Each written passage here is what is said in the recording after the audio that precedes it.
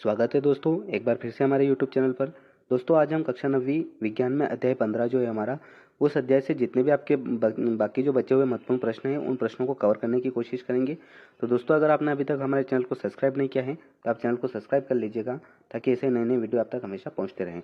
दोस्तों देखिए, हमें यहाँ पर प्रश्न नंबर 7वां दिया हुआ है, कुएँ कितने प्रकार के होते हैं लिखिए। हमें कुएँ के प्रकार के बारे में बताना है। तो देखिए, कुएँ के प्रकार में उत्तर हो जाएगा हमारा उथले कुएँ। उथले कुएं का निर्माण भूमि की प्रथम प्रवेश स्तर तक की खुदाई करके किया जाता है। इनकी गहराई लगभग 30 फीट तक ही होती है। इन कुओं का जल प्रायः कठोर प्रवृत्ति का होता है। किसी गंदी जगह पर स्थित इन कुओं का जल पीने योग्य नहीं होता है। उथले कुएं क्या होते हैं दोस्तों, ये कम गहरे होते हैं, लगभग 25 या 30 फीट की गहराई तक ही इनको खोदा जाता है। आपने देखा होगा गांव से बाहर बहुत ज़्यादा गहरे गड्ढे होते हैं, ज़्यादा गहरे तो नहीं होते हैं, लगभग 25-30 फीट गहरे होते हैं और उनके अंदर गंदा पानी इकट्ठा हुआ रहता है। तो दोस्तों ये जो होते हैं ना, इन कुओं को हम उथले कुएं बोलते हैं। इनका जो पानी होता है वो बहुत ही गंदा होता है, तो ये पीने योग्य नहीं होता है। दूसरे कुएं के प्रकार में हमारा दूसरा कुआं हो जाएगा दोस्तों यहाँ पर गहरे कुएं। इन कुओं की गहराई लगभग 100 फीट तक होती है और इनका जल पूर्ण रूप से शुद्ध, मृदु और पीने योग्य होता है। गहरे कुएं क्या होते हैं दोस्तों, इनको ज़्यादा गहराई तक खोदा जाता है, लगभग 100 फीट की गहराई तक। और 100 फीट की गहराई तक हम जब ज़मीन में खोदेंगे दोस्तों, तो हमें जो जलद चट्टानें मिलती हैं, उन जलद चट्टानों से पानी आ जाएगा।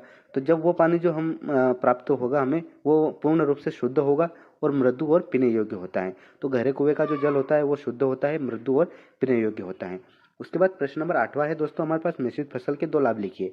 बहुत ही महत्वपूर्ण प्रश्न है ये आपकी परीक्षा के लिए। तो मिश्रित फसल के हमें 2 लाभ लिखना है। तो देखिए, इसका उत्तर हो जाएगा मिश्रित फसल के लाभ। पहला लाभ हो जाएगा 2 या 3 फसलों के एक साथ उगने का व्यय कम होता है। जब हम 2 या 3 फसलें एक साथ उगाते हैं तो हमारा जो उन फसलों को उगाने का जो खर्चा होता है वो बहुत ही कम हो जाता है। उसके बाद भूमि में पाए जाने वाले पोषक तत्वों का उपयोग ठीक से हो जाता है। अब जब वो तीनों फसल हम एक ही खेत में बोएंगे तो वो मिट्टी जो है उसमें उन फसलों को लिए अलग अलग पोषक तत्वों की जरूरत पड़ेगी। तो वो फसल अपने आप ही उन पोषक तत्वों को ग्रहण कर लेगी, जिससे मिट्टी की उर्वरा शक्ति जो है वो भी बनी हुई रहती है।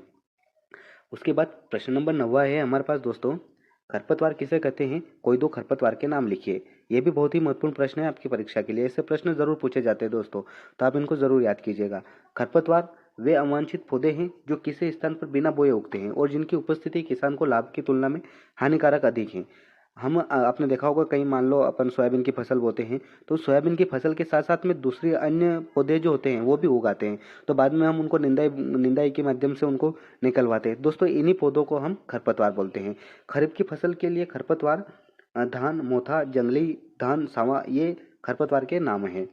उसके बाद प्रश्न नंबर 10वां हमें दिया हुआ है, 2 खरीफ और 2 रबी फसलों के नाम लिखिए। हमें 2 खरीफ की फसल और 2 रबी फसलों के नाम बताना है। तो देखिए, खरीफ फसल में हमारा हो जाएगा चावल, मक्का और ज्वार, और रबी की फसल में हो जाएगा गेहूं, चना, सरसों और जौ। और उसके बाद दोस्तों, खरीफ और रबी की फसल में अंतर, इस प्रश्नों को आप जरूर याद कीजिएगा, क्योंकि ये प्रश्न आपकी परीक्षा में जरूर पूछा जाएगा। अब प्रश्न 11वां जो हमें दिया हुआ है दोस्तों, ये बहुत ही महत्वपूर्ण प्रश्न है, ब्रोलर एवं लेयर में अंतर लिखिए। हमें ब्रोलर एवं लेयर में अंतर बताना है। तो इसका उत्तर हो जाएगा, लेयर को अधिक स्थान की जरूरत होती है जबकि बॉलर को कम स्थान चाहिए। लेयर का भोजन विटामिन तथा खनिजों से भरपूर होना चाहिए, जबकि बॉलर का जो भोजन होता है वो प्रोटीन तथा वसा से भरपूर होता है। कुक्कुट पालन में बॉलर मांस के लिए तथा लेयर अंडे देने वाली मुर्गी के रूप में पाला जाता है। ब्रोलर की जो आवास, पोषण तथा पर्यावरणीय आवश्यकता है वो अंडे देने वाली मुर्गियों से अलग होती है। ब्रोलर चूजों को अच्छी वृद्धि दर तथा अच्छी आहार दक्षता के लिए विटामिन से प्रचुर आहार दिए जाते हैं। इनके आहार में प्रोटीन तथा वसा की मात्रा भी अधिक होती है, जबकि लेयर के आहार में विटामिन ए तथा विटामिन के की मात्रा अधिक रखी जाती है। तो दोस्तों देखिए, इस वीडियो में हमने जो आपके बाकी बचे हुए प्रश्न थे उन प्रश्नों को कवर करने की कोशिश की है। तो दोस्तों अगर आपको हमारा ये वीडियो पसंद आया है तो आप वीडियो को लाइक कीजिएगा, और अगर आप चैनल पर नए हैं तो चैनल को सब्सक्राइब जरूर कर दीजिएगा।